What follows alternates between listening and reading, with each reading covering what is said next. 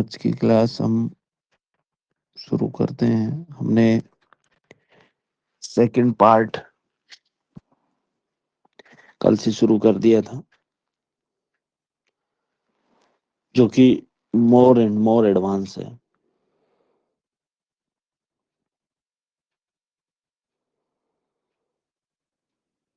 और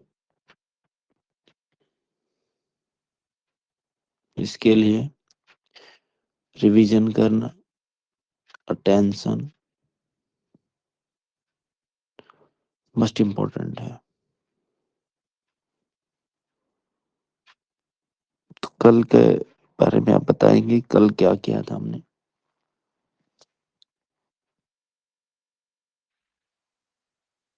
नमस्कार, good morning. जी, good morning. कल हमने पहले तो लास्ट क्लास की रिवीजन की, वॉल्यूम और रस की। फिर हमने उसके बाद 7 लेयर्स पल्स के क्या होते हैं उसके बारे में सीखा। जो आपने पिक्चर भेजे थे उससे हमने थोड़ा बहुत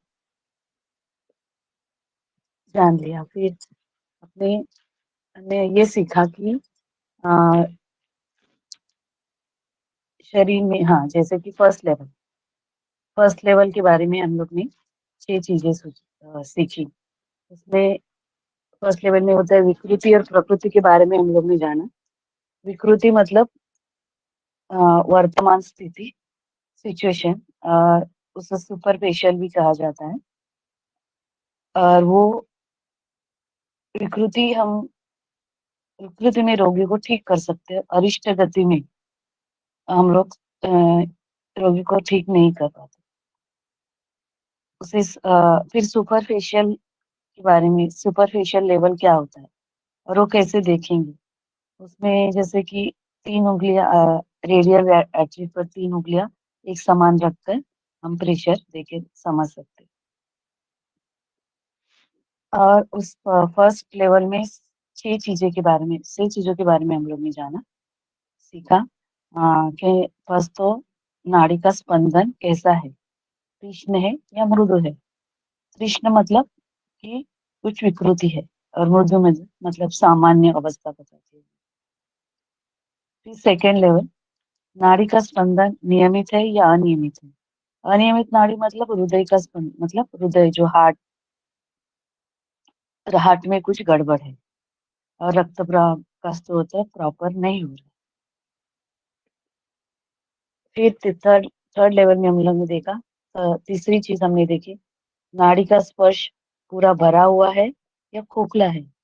भरी हुई नाड़ी एक्यूट स्थिति को दर्शाती है, जैसे कि उसे रोग है, लेकिन सॉरी, एक्यूट स्थिति को बताती है, लेकिन रोग है, लेकिन वो तत्कालीन, रिसेंटली में उसको कुछ हुआ है रोग।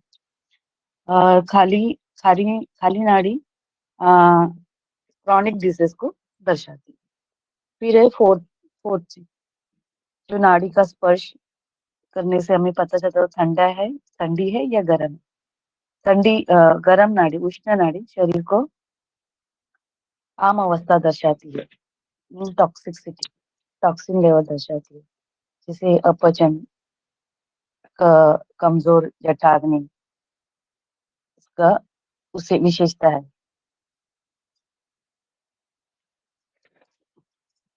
फिर हमने ठंडी ठंडी नाड़ी, जो लोग उम्र वाले हैं, जिसके ओल्ड एजेस है, उपवास करते हैं, कफ, जिसके इसमें नाड़ी में कफ वृद्धि ज्यादा है, वो ठंडी नाड़ी होती है। फिर पांचवी चीज हमने सीखी, कौन सी उंगली पर आपको स्पंदन मिल रहा है, स्पाइक मिल रहा है। आ, जैसे कि तर्जन ना तर्जनी में नाभि के निचला हिस्सा आता है। और रिंग फिंगर पर हृदय और हार्ट से ऊपर, और इंडेक्स फिंगर में नाभि एंड हार्ट के बीच का एरिया आता है। फिर 6 लेवल में नाड़ी में हमने स्पंदन नहीं है, जैसे कि हल्की है, क्या है, 0 पे रहते हैं। फिर +1 पे दोबारा में first, second level, first level और सेकंड लेवल पे फुल स्पाइक रहती है, और थर्ड में जितनी स्पाइक ज्यादा रहती है उतना दोष नाड़ी का उतना ज्यादा दोष रहता है। यह हमने सीखा। Thank you sir.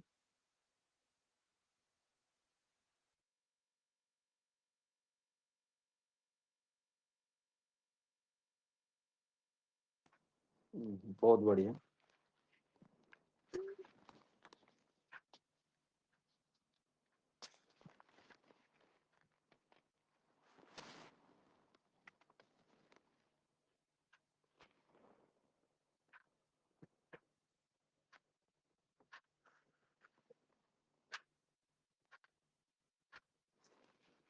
अब से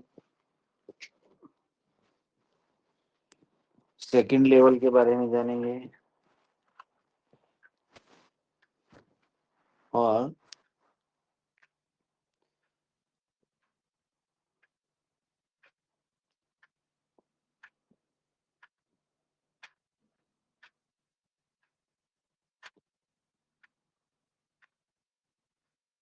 हम मतलब डिटेल में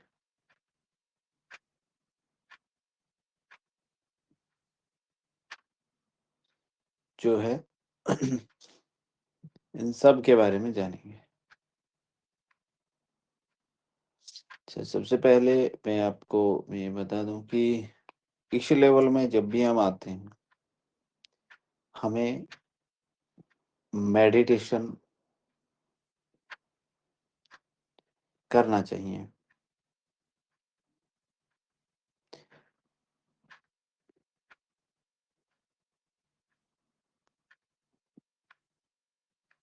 जिन्होंने हमें सिखाया उन्होंने भी यही चीज बताई, और जिनसे उन्होंने सीखा, उनके गुरु, उन्होंने भी यही बताया।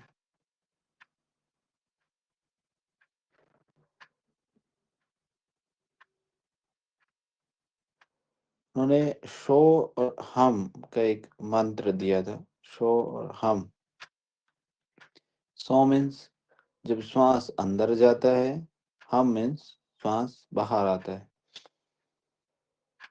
मतलब अंदर गया तो शो, बाहर आया हम। ये है प्रकृति की नेचुरल साउंड है। जैसे हम श्वास बाहर निकालते हैं, हम ऐसे करते हैं। तो इस मेडिटेशन में आपको केवल श्वास पर कंसंट्रेट करना है, और सो और हम के बीच का जो डिफरेंस है उसको क्रिएट करना है। इसमें दो स्टॉप लगते हैं, एक आपका नेवल के पास, दूसरा नाक से बाहर। उन्होंने बताया 9 इंच दूर होता है वो। जब आप श्वास छोड़ते हैं तो 9 इंच तक जाता है। तो एक स्टॉप वहां पे हुआ।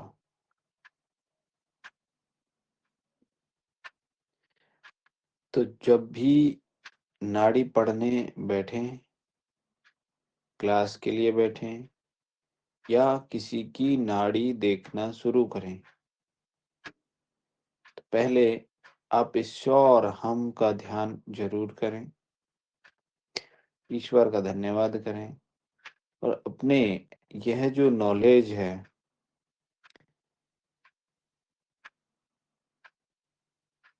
यह गुरु परंपरा की नॉलेज है।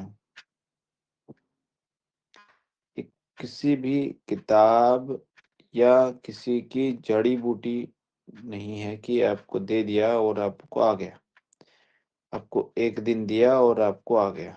नहीं, एक गुरु परंपरा की नॉलेज है। इस नॉलेज का जब भी आप यूज करें तो उस परंपरा का वहन जरूर करें।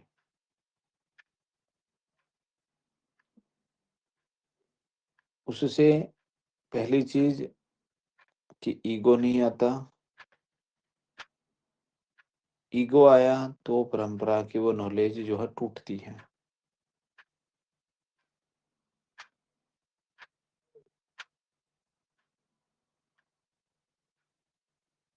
और पहले ध्यान करें श्वास का, उसके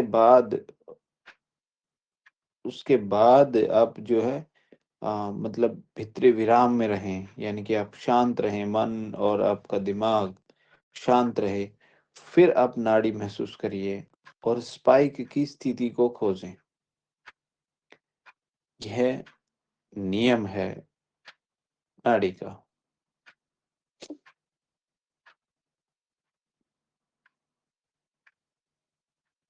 दूसरा नियम आपको मैं बता दूं कि नाड़ी देखते समय अपनी सोच, अपना अंदाजा, अनुमान को अलग रखिए। जो हमने सोचा, जो हमारा अंदाजा है, अनुमान है, क्यों अलग रखिए? बहुत बार क्या होगा हमारे साथ कि कई आदमी बाहर से बहुत मोटे ताजे दिखेंगे और वह कफ वाला दिखेगा, क्योंकि जो मोटा है, जिसका उधर मतलब कि पेट मान लो बाहर निकला हुआ है, उसको हम क्या समझेंगे? कफ वाला है। लेकिन उसकी जो त्वचा है, उसके नीचे चर्बी जो दब जमी हुई है, वह उसकी नाड़ी की असली चाल को नहीं दिखाएगी और हम उसको कफ वाला समझेंगे। लेकिन कुछ समस्या और होगी, तो हमारा अनुमान या अंदाजा हमारा जो है मतलब वो गड़बड़ हो जाएगा। तो इसलिए नाड़ी को समझना है, उसकी गति को समझना है।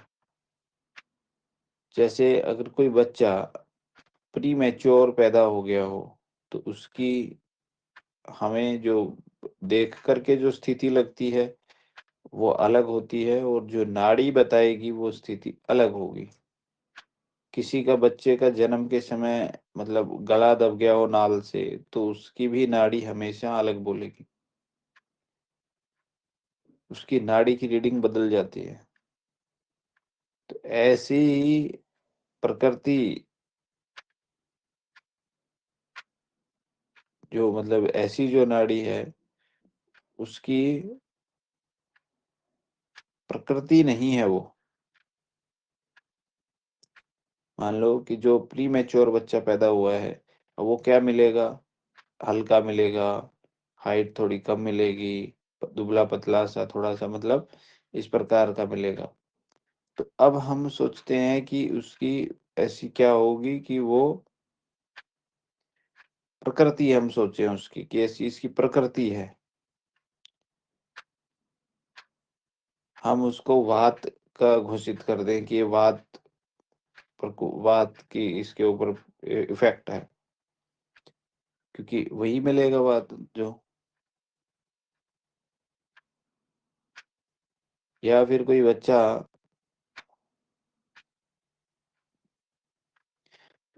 गला उसका ओवरनाल से दब गया हो जन्म के समय, अब उसको कोई डिफ़ॉर्मिटीज़ आ गई हो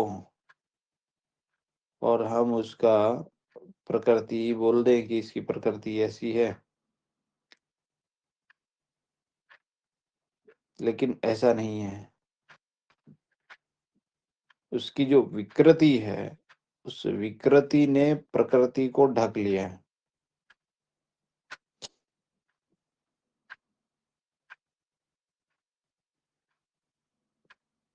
तो ऐसा बताया गया है कि ऐसे मरीजों में सिर्फ नाड़ी पर भरोसा ना करके उनसे सवाल पूछना बहुत ज़रूरी है।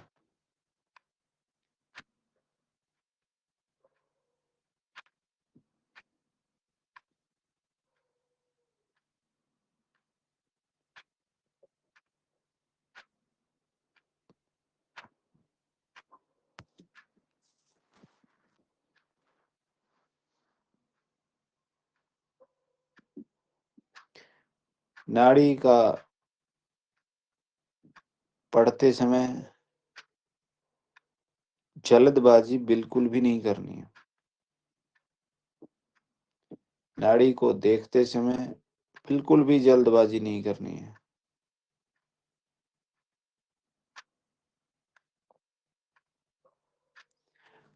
और नाड़ी जब भी आप देखते हैं, आँख बंद करके, अपने श्वास पर फ़ोकस करके, श्वास का ध्यान करके, गुरु का ध्यान करके, उनको नमस्ते करके या याद करके, प्रणाम करके, जो भी आप कर सकते हैं।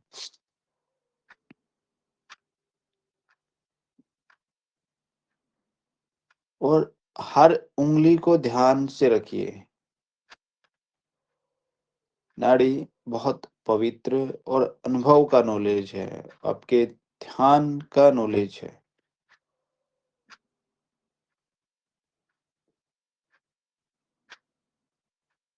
और महसूस कीजिए कि कहाँ पर स्पाइक आ रही है। आपका मन और शरीर दोनों शांत हों।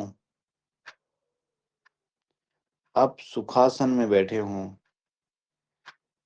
आपके शरीर में किसी भी प्रकार का वेग ना हो, प्रेशर ना हो।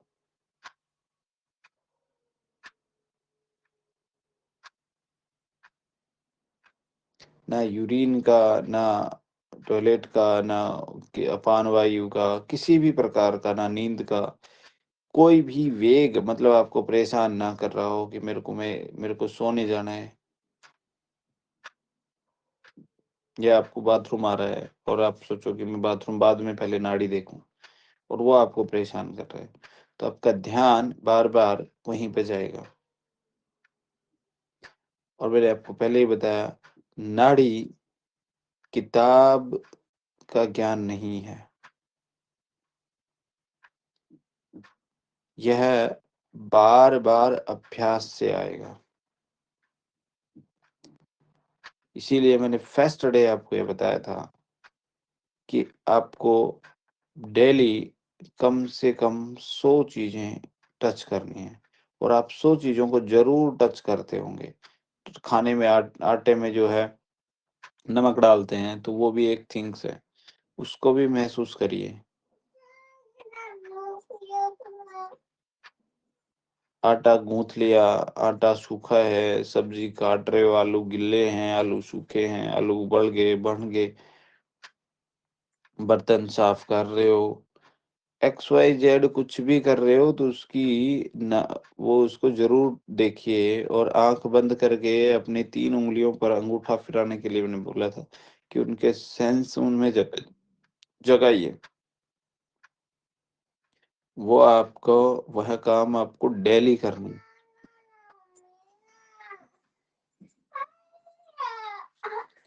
ये तकनीक तो आप सीख सकते हैं, रोग के बारे में जान सकते हैं, और हम रोग के बारे में इसमें इतना डिटेल से सीखेंगे कि इतना डिटेल से,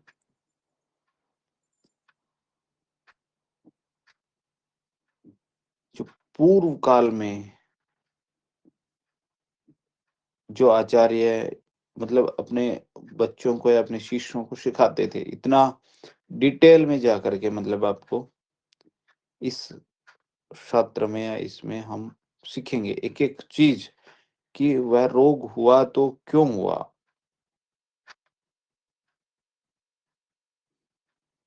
ठीक है? लेकिन आपको ये नियम जो इनको मैं पहले भी आपको बता सकता था, लेकिन जिनको टिकना है या जिनको करना है, वो रेगुलर अपने रिव्यू डालेगा। जिसको वास्तव में सीखना है, वो रेगुलर अपने रिव्यू डालेगा, जो उसने सीखा, उसका वह आत्म-मंथन है।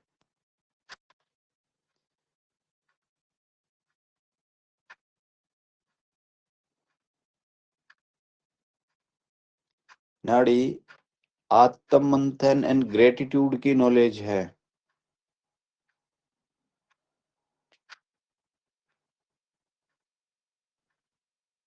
आप नाड़ी का रिस्पेक्ट करिए,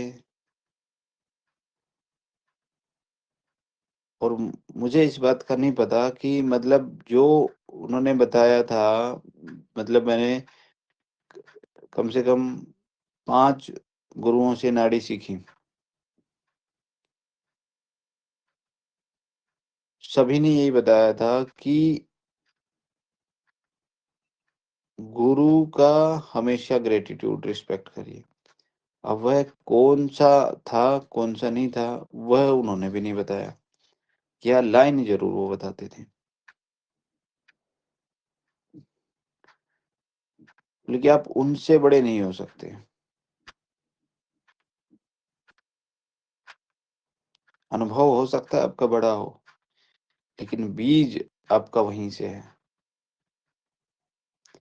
और यदि आप बीज को अनसुना करके आप सोचें कि पौधा लगा दें, तो कभी नहीं हो सकता।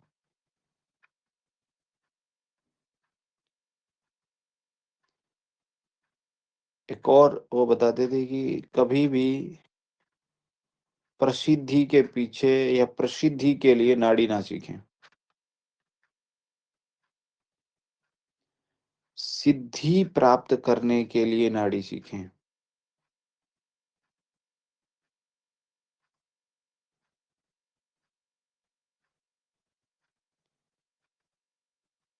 नाड़ी सीखने से किसी दूसरे को फ़ायदा नहीं है। यह फ़ायदा आपको है और आप अपने लिए नाड़ी सीख रहे हो।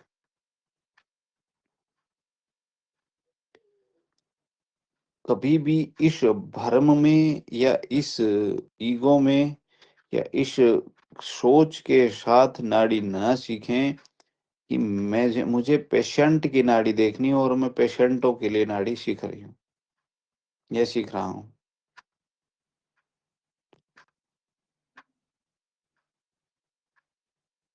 क्योंकि यह जीवन आपका है और नाड़ी देखने से पहले आपकी अपनी नाड़ी का आप ध्यान कर रहे हो।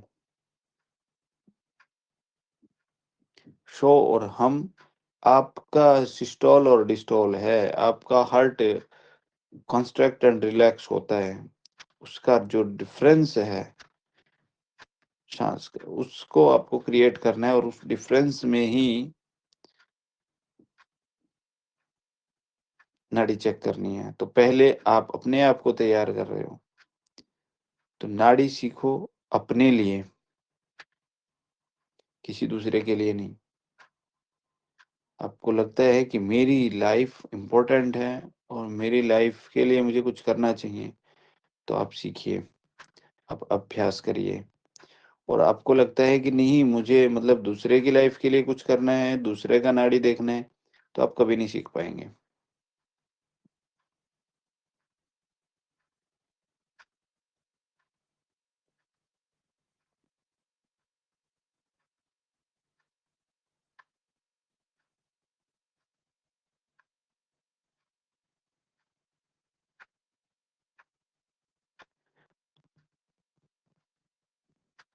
ठीक है?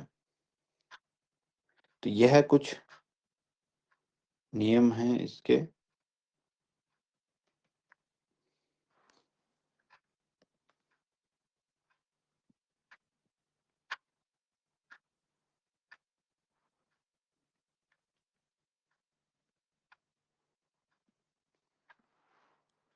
सेकंड लेवल के बारे में आज हम जानेंगे। सेकंड लेवल में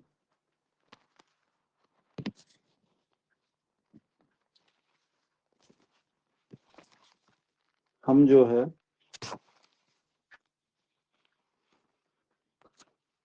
अच्छा,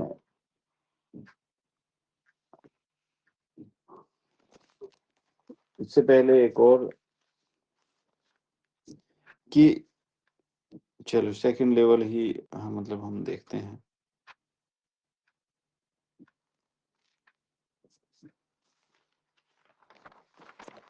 सेकंड लेवल में हम जो है मानसिक विकृतियों को देखते हैं।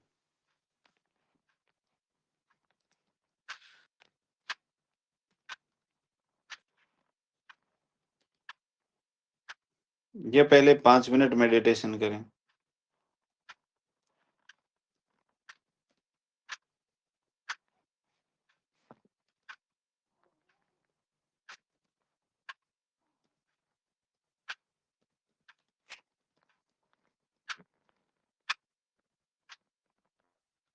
आवाज नहीं है आपकी।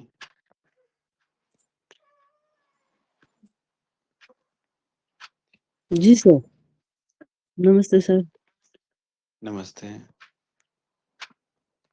जी मेडिटेशन नहीं होगा सर। मेडिटेशन करें? जी ठीक है।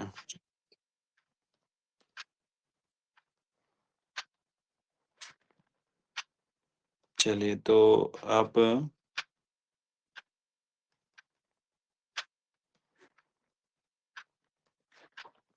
बैठिए। कमर आपकी सीधी हो।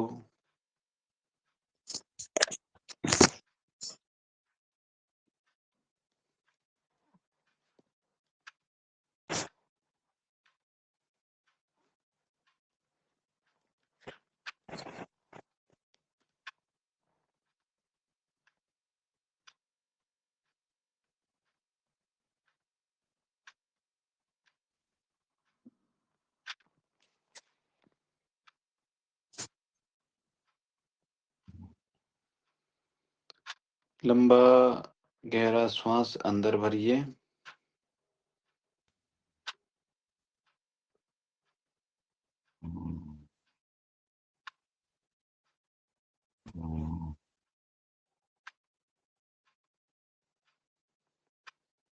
नाभि के पास रोकिए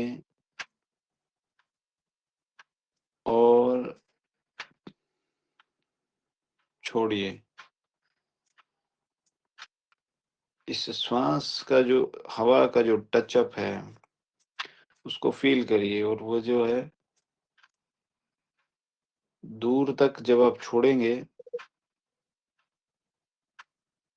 दूर तक वह 9 इंच दूर तक, ऐसा उन्होंने बताया कि 9 इंच दूर तक जाता है।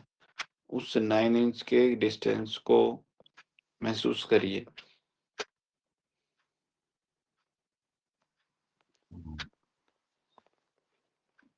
अंदर धीरे से अंदर भरिए। तो नाभि के पास बेली बटन के पीछे रोकिए, और ये रोकने का जो बिना फोर्स लगाए आपको सांस रोकना है। कोई किसी प्रकार का बंद नहीं लगाना, कोई प्रेशर नहीं देना।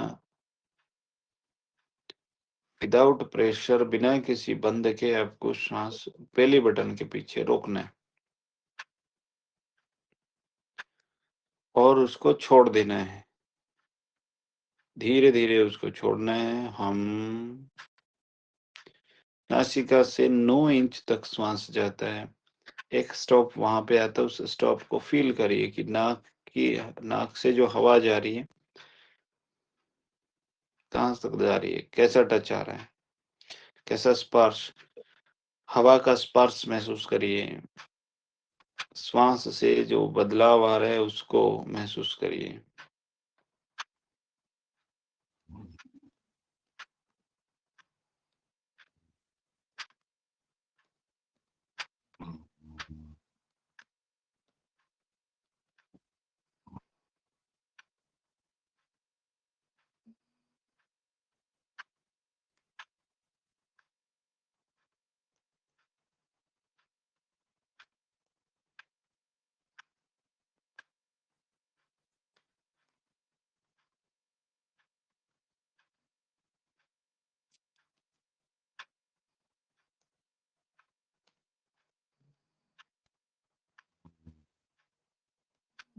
फिर से भरिए, और ऐसा बार बार आप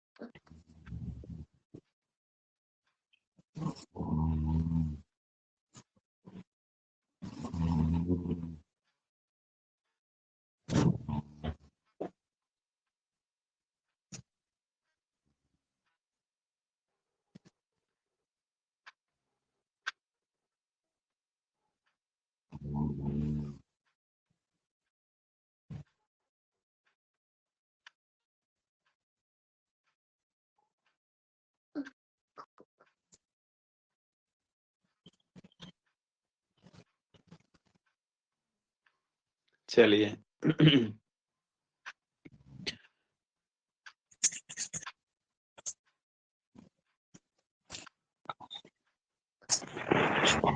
आइए वापस से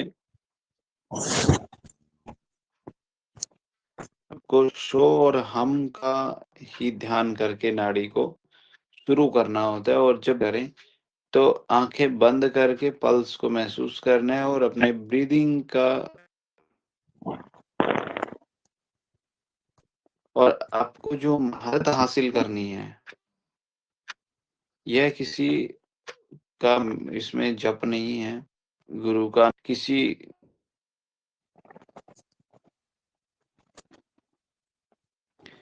इस मेडिटेशन को आप दिन में 3 बार 4 बार कर सकते हैं। इसमें आपको जो महारत हासिल वो ये करनी है कि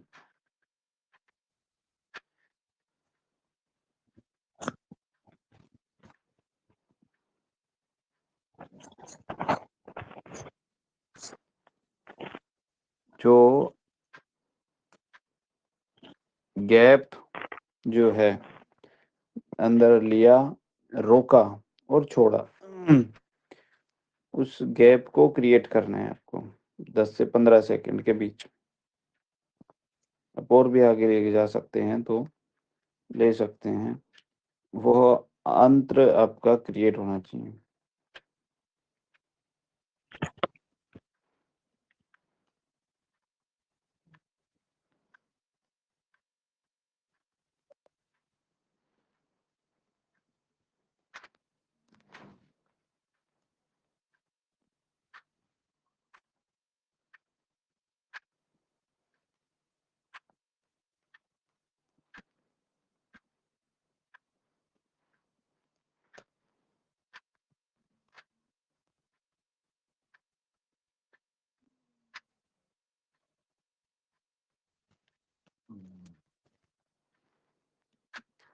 ठीक है, इसका आप 5-5 मिनट भी, यदि 5 मिनट सुबह क्लास शुरू होने से पहले या 10 मिनट तक आप कीजिए। ठीक है, दिन में आप जब भी आपको समय मिलता है तो 10 मिनट इसका अभ्यास जरूर करें। ठीक है,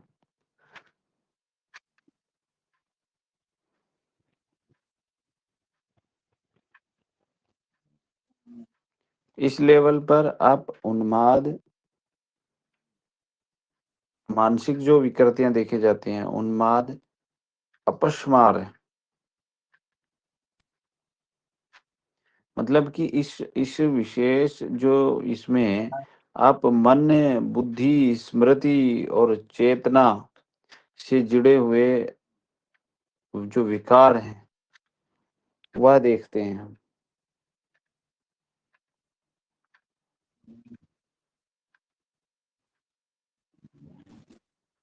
जिसमें उन्माद, अपस्मार, अतत्वाभिनिवेश, अतत्वाभिनिवेश,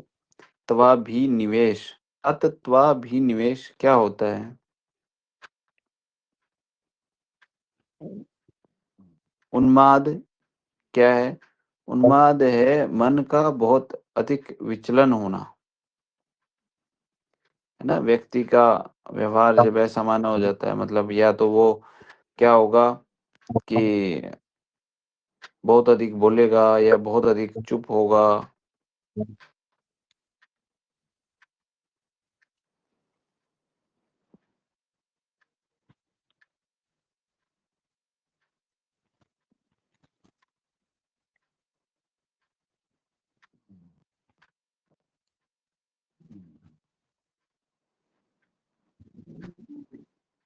रोएगा बिना कारण के, लिखा है ना आपने ऐसे।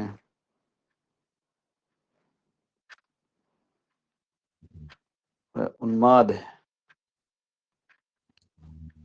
हंसेगा,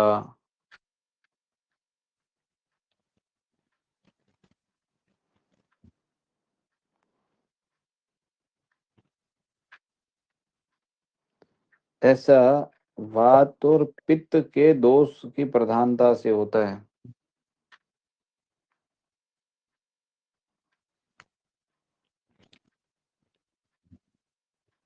अपस्मार जिसमें चेतना का लोप हो जाता है, झटके लगते हैं, गिरते हैं और बाद में व्यक्ति को कुछ भी याद नहीं रहता।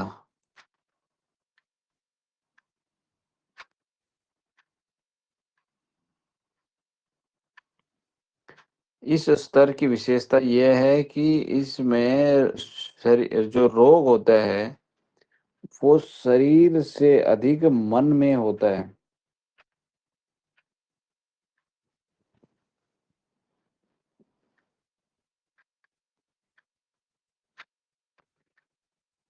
इसमें गति अनियमित मिलती है, स्पर्श अस्थिर होता है, कभी तीव्र कभी मंद है, और जो रोगी की बातचीत है, आंखों की चमक है, उसकी जो प्रतिक्रिया है वह इसके बारे में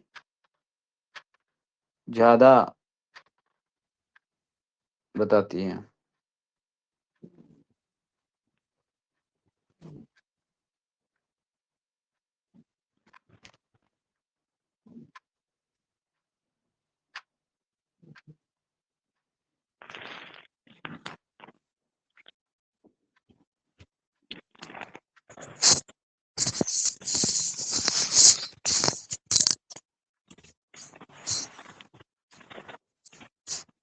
उन्माद में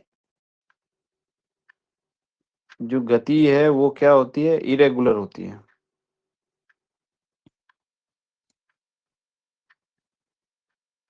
भागती हुई सी महसूस होगी, अचानक तेज हो जाएगी, अचानक मंदी हो जाएगी। स्पर्श ठंडा सा स्पर्श होगा और कभी भारी कभी हल्का, यानी क्यों, क्योंकि उनका मन असंतुलन है, स्थिर नहीं रहती है नाड़ी उसमें, और रिदम लगातार समान नहीं रहेगी, बीच बीच में कभी कभी एक एक स्किप, उनकी बीट जो स्किप हो जाएगी। क्यों? क्योंकि चेतना उनकी जो डिस्टरबेंस है।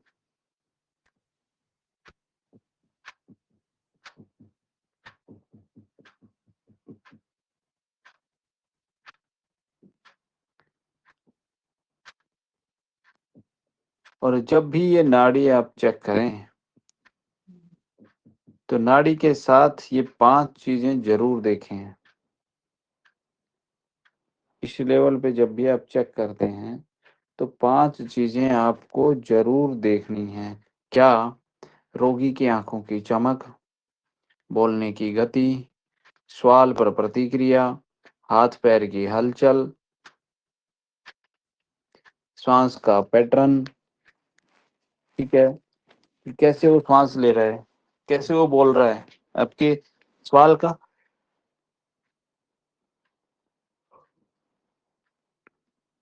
कैसे वह आंसर दे रहा है।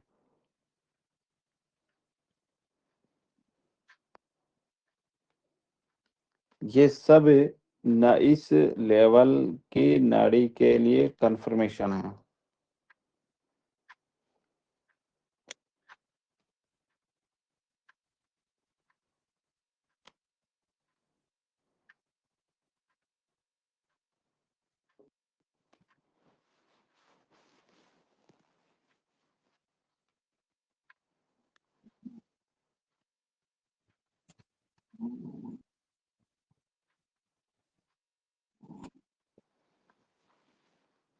कल्पना शाह जी, आप सो गए शायद।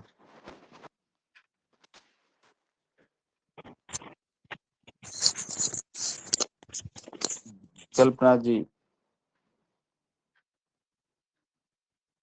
सर। आप सो गई हैं शायद, नहीं सर, आपकी आंखें लगी थी। मेडिटेशन। अरे भाई बाहर आइए, आप बाहर आइए उससे।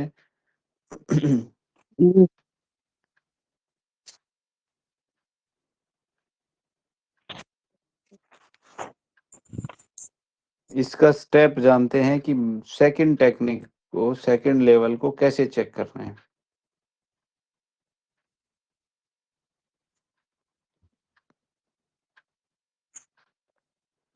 तिरुगुरेली, सॉरी,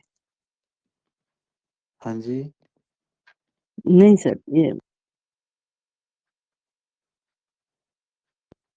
आपको ऐसा बहन लग रहा है बोल तो रही एक बार है। उठ लीजिए, उठ के और फिर से थोड़ा-सा मूवमेंट करके नहीं या सर, हाथ-पैरों मेरा को हिला। मेरा बहन सो रही है ना सर। अच्छा, आपकी बहन सो रही है। हाँ सर, वो घूर अच्छा। रही है ना, इसीलिए। अच्छा, मैं सोचा हाँ, कि आपकी आवाज़ आ रही है। नहीं नहीं सर। नहीं सर, सॉरी फॉर। कोई बात नहीं।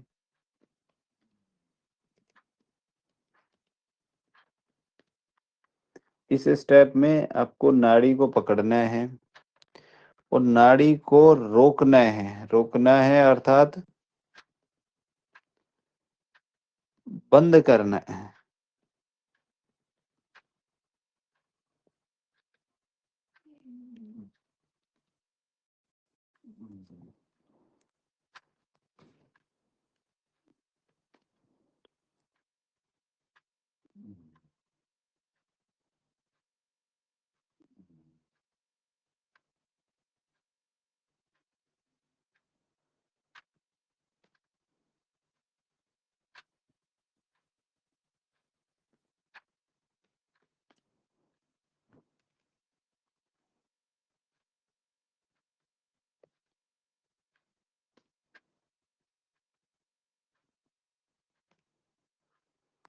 दूसरा, फिर आपको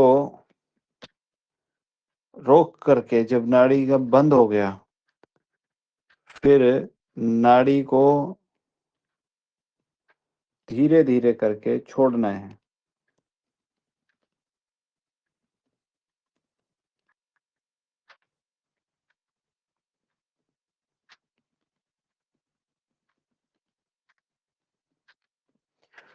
और वहाँ तक छोड़ना है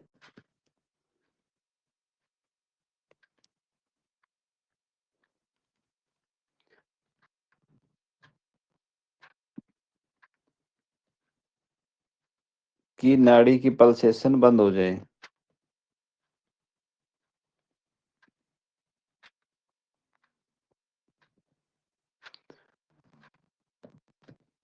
दोबारा से फिर से नाड़ी को दबाना है।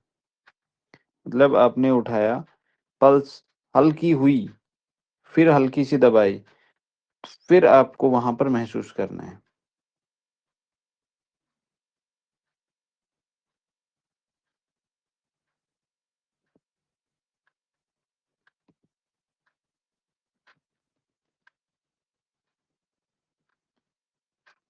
टच करके देखिए तो।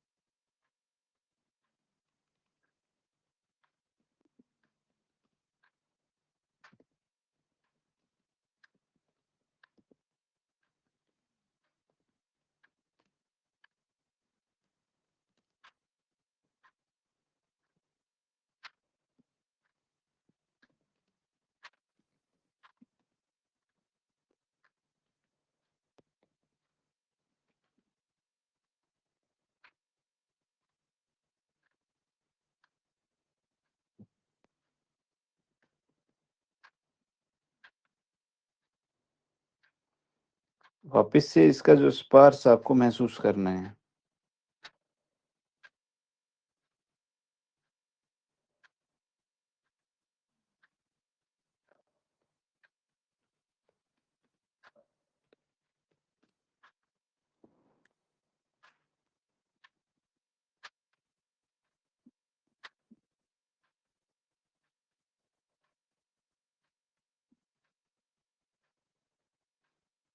ठीक है? तो यह मतलब दूसरा लेवल का टेक्निक हुआ। इसमें रोग वगैरह के बारे में आगे जानेंगे हम। ठीक है, तो पहले 7वां लेवल का टेक्निक हमें आना चाहिए। और दूसरी बात, ये जो सेकंड लेवल के जो भी डिजीज हैं, इनको ट्रीटमेंट से हम बहुत हद तक ठीक कर सकते हैं।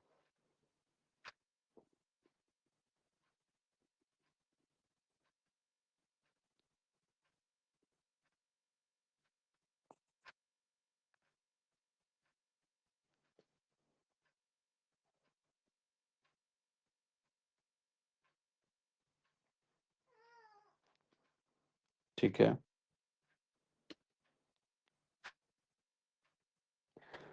तीसरा जो सत्र है वह डीप एक्सप्रेशन, तृतीय स्तर। इसमें क्या करते हैं हम, नाड़ी परीक्षा के दौरान नाड़ी पर तीनों उंगलियों द्वारा अधिकतम दबाव दे करके नाड़ी में होने वाली जो स्पंदन है उसको रोकते हैं। फिर बाद में तीनों उंगलियों के दबाव को एक साथ थोड़ा थोड़ा कम करते हुए उंगलियों को एक साथ धीरे धीरे ऊपर उठाया जाता है।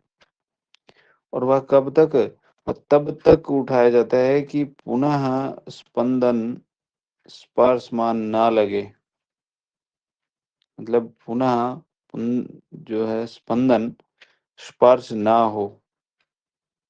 जैसे ही स्पंदन मिले वहीं पर रुक जाना है।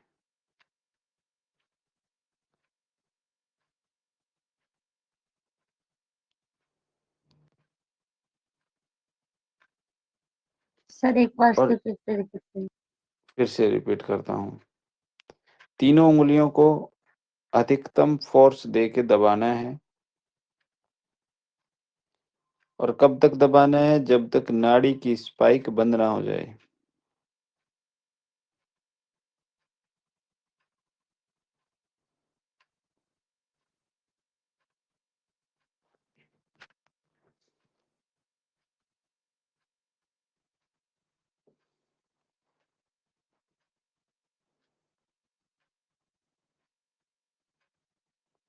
और फिर आपको धीरे धीरे यह जो है तीनों उंगलियां एक साथ उठानी है।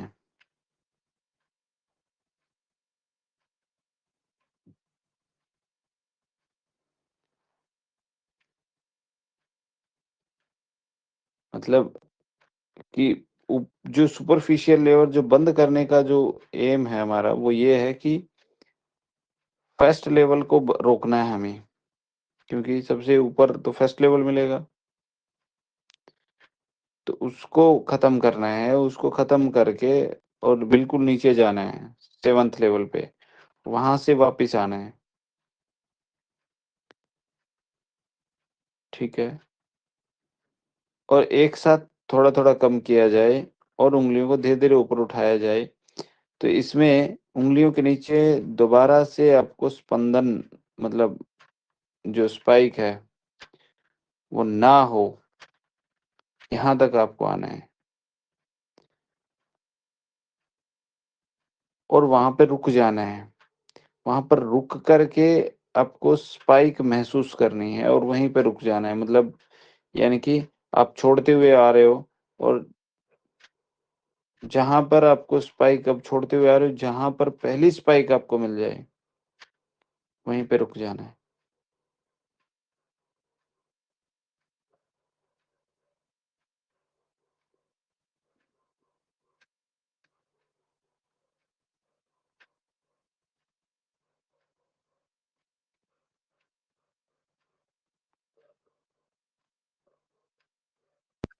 सर ये ऐसे हो गया ना, जैसे डीप हमने प्रेस किया एकदम जोर से अंदर तक, और फिर छोड़ धीरे धीरे उसको छोड़ दिया।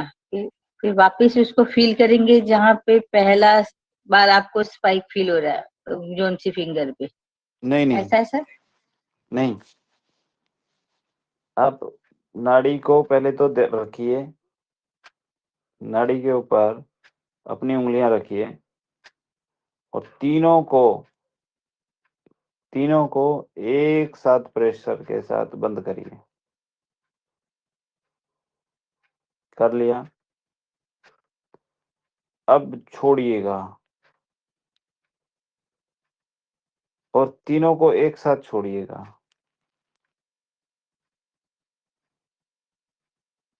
और जब छोड़ेंगे तो जहां पर आपका पहला स्पाइक आपको मिलता है, मतलब जब नाड़ी आपकी क्या हो, एकदम मतलब स्पंदन बंद कर दिए और धीरे धीरे जब छोड़ेंगे ना तो धीरे धीरे ऊपर उठाएगा। उठाएंगे तो जब तक उंगलियां मतलब दोबारा से उनका स्पर्श ना हो, मतलब एकदम से बंद हो जाए ना, और वहीं पे आपको रुक जाना है और वहां पर आपको स्पाइक मिलेगी।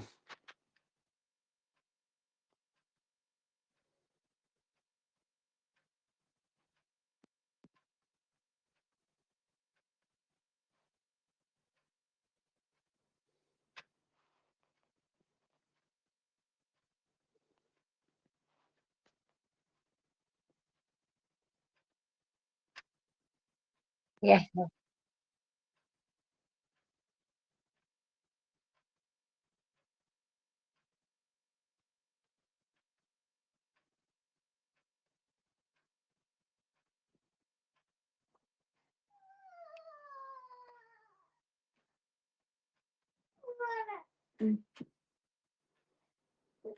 मतलब आपको कैसे प्रैक्टिकल में कैसे जाएंगे? आपने नाड़ी को दबाया, बंद कर लिया। अब वहीं पर नाड़ी को जब आप छोड़ते हैं ना, तो आपको तेज स्पाइक मिलती है। लेकिन इस तेज स्पाइक का पर नहीं जाना है और ऊपर आना है और वहां तक आना है जहां पर नाड़ी स्पष्ट ना हो, वहीं पे आपको रुकना है और वहां पर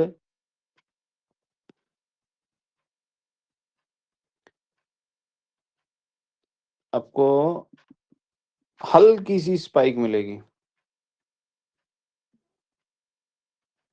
इसमें आपको यह गलत नहीं करना है कि ऊपर उठाते ही रहना है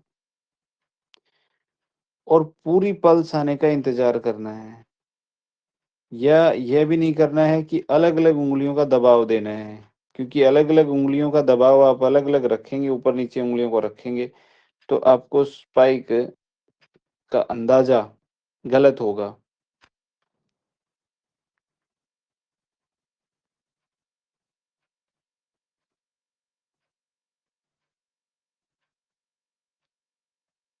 तीनों उँगलियां एक साथ रखें और पहले जो स्पंदन मिले, उस पे जो है आपको हल्का स्पंदन जो मिले,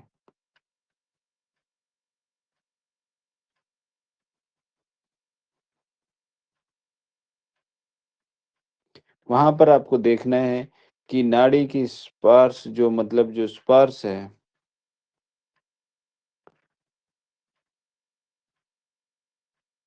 उसको समझना है। ठीक है? इस पे 2 बातें देखी जाती हैं।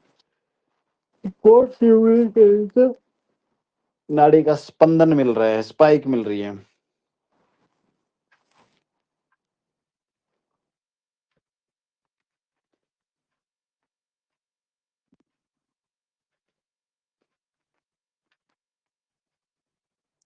क्या वो तर्जनी है, अनामिका है या मध्यमा? तर्जनी उँगली प्रकृतिस्थ वात दोष की ज्ञान देती है यहाँ पे। प्रकृतिस्थ, इस बात को ध्यान दें। प्रकृतिस्थ, यह प्रकृतिस्थ वात, प्रकृतिस्थ पित्त मध्यमा उँगली देती है इसका ज्ञान, और अनामिका प्रकृतिस्थ कफ दोष का ज्ञान देती है।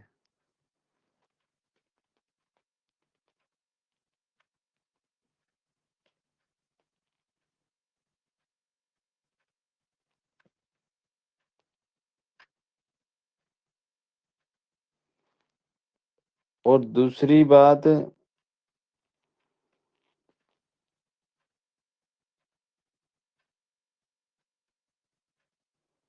यह जानने के लिए कि उंगली के नीचे हर एक के नीचे स्पंदन की तीव्रता कितनी है।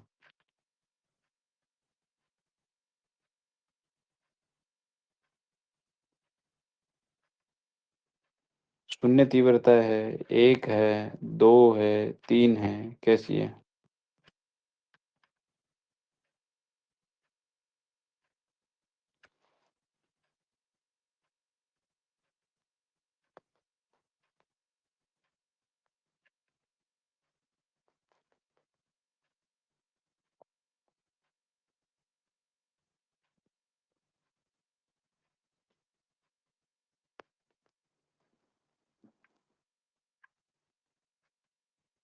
यहाँ पर जो तीव्रता होती है वह वहाँ जो दोष के काम हैं, जो दोष के कार्य हैं, वहाँ पर जो दोष होगा उसके समानुपातिक होती है।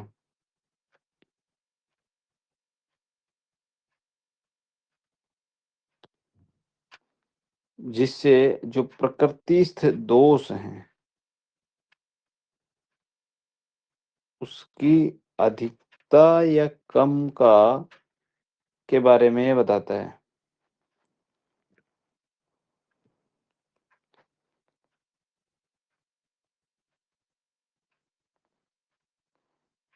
प्रकृतिस्थ का अर्थ आप समझे क्या होता है?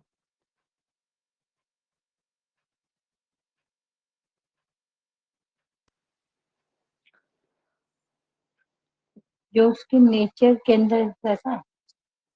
हाँ, दो चीजें होती हैं, प्रकृतिस्थ और विकृतिस्थ।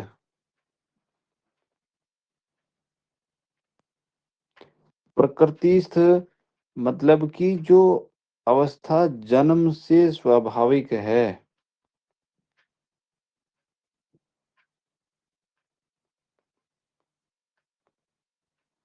संतुलित है, रोग रहित स्थिति को दर्शाए।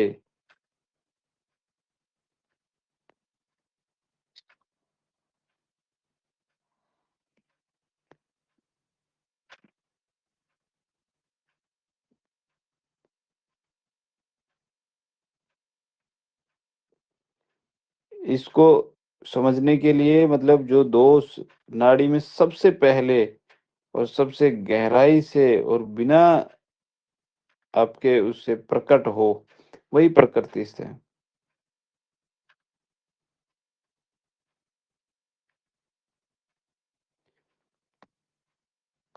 2-3 बार इस लेवल पे जब हम जाते हैं तो इसको 2-3 बार चेक करना चाहिए, एक बार नहीं।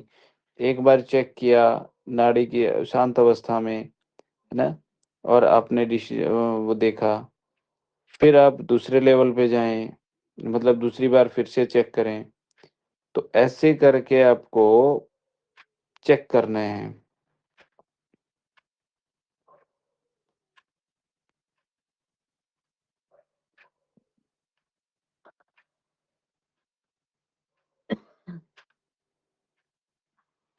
प्रकृति means natural balance, determines constitution, stability, static, inherited, है ना? पोटेंशियल हेल्थ,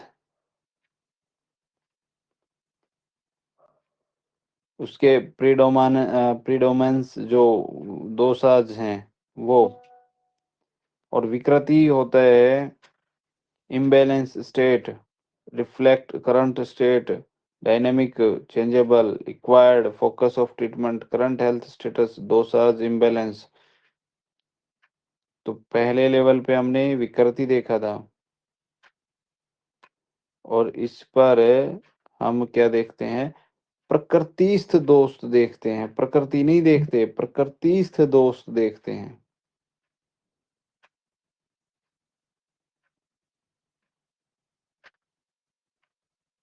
ठीक है, तो ये 3 लेवल तक हमने जाना।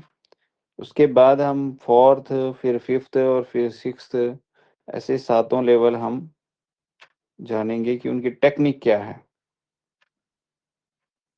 ठीक है जी। तो पहले हम टेक्निक जानेंगे, फिर उसके बाद में हम फर्स्ट लेवल पर क्या देखते हैं, कैसे करेंगे, कैसे नहीं करेंगे। ठीक है। तो कौन से रोग और क्यों होते हैं, क्या स्रोतस बिगड़ा और कैसे उसमें जो है हमारे शरीर में क्या-क्या उसका महत्व है। जीआई ट्रैक का क्या महत्व है, अग्नि का क्या है, कला क्या है, सब चीज़ें धातु क्या करती हैं। कोई झिल्ली भी है तो भी क्या काम करती है वो। सीज़नल टाइम, ठीक है। 8 बजे क्या होगा, 10 बजे क्या होगा, तो आप बहुत गहराई से इसको जान पाएँगे।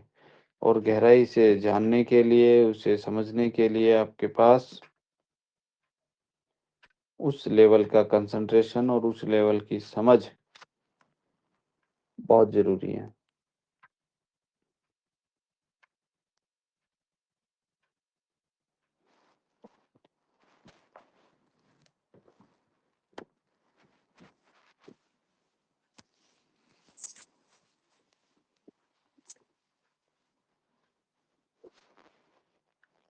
दूसरी एक और इम्पोर्टेंट आपको मैं बात बता दूँ कि नाड़ी जब भी मान लो कोई 2 व्यक्ति चेक कर रहे हैं, 2 व्यक्ति चेक कर रहे हैं, उनका असम्पशन डिफरेंट हो सकता है। ऐसी पॉसिबिलिटी है। क्यों हो सकता है? क्योंकि एक व्यक्ति हो सकता है 7th लेवल तक जाकर के चेक कर रहा हो और एक व्यक्ति 5th लेवल पर ही रुक गया हो। तो दोनों का असम्पशन्स, दोनों का अनुमान अलग-अलग होगा, लेकिन वह गलत नहीं है। क्या समझे? वह अलग-अलग होगा, लेकिन गलत नहीं होगा। क्योंकि 7th लेवल पे जाके चेक किया, वो 7th लेवल का उसको पता चला। 5th लेवल पे, 6th लेवल पे जाकर के चेक किया, तो उसको 5th या 6th लेवल का ही पता चला। लेकिन पता चला दोनों को और दोनों ने बताया तो दोनों का एकदम सही है, गलत किसी का नहीं है। क्योंकि 5th लेवल पे जो नाड़ी बता रही है वो भी उसी की नाड़ी है और 7th पे बता रही है तो वो भी उसी की नाड़ी बता रही है। ठीक है?